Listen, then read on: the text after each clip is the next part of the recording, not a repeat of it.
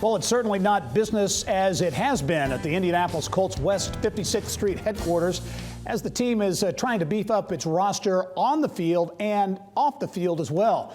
Bill Benner has more on this week's Inside Indiana Sports. Bill? Gary, thanks. As General Manager Chris Ballard reworks the Colts playing and coaching roster, the team's front office is doing the same. Earlier this year, the Colts added Roger Vandersnick as their Chief Sales and Marketing Officer, and last October they added Steve Campbell, a former deputy mayor under Bart Peterson, as Vice President of Communications. And Steve is with us today to discuss not just his new role, but communications and marketing strategies for the Colts. And Steve, welcome. You're a very familiar face in this market, so happy to have you on board. Thanks for having us. Talk about what led you to this position with Indianapolis Colts. Politics and sports, right? It's all about wins and losses. Yeah, absolutely. Yeah. And it's a funny thing, someone mentioned to me the other day, they said, how different is this between your old job and working in government and public service?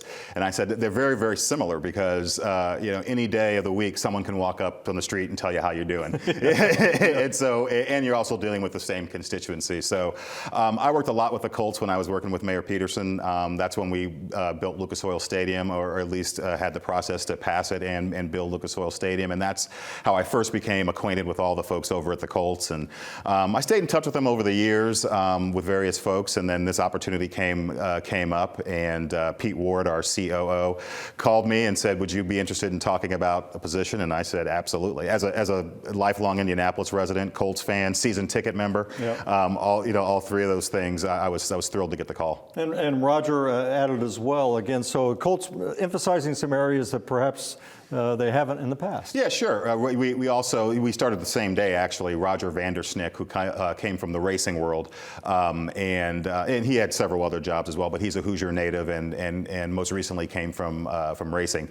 And he and I started the same day. He's our Chief Sales and Marketing Officer, and so yeah, we're revamping a lot of things on the business side of the organization. Of course, football, is going through a great transformation right now as well. But on the business side, we're trying to beef up our marketing team and our sales team to make sure that we're getting the product out there. Yeah, and you mentioned some of the things that are going on with the NFL. The NFL was always like Teflon; nothing could stick to it. Sure. But now they've got the safety issues. We've had the players dealing for national anthems, and I know the Colts try to stay above all that stuff, but still, you're part of the league. Yeah, we're part of the league, and those are tough issues. The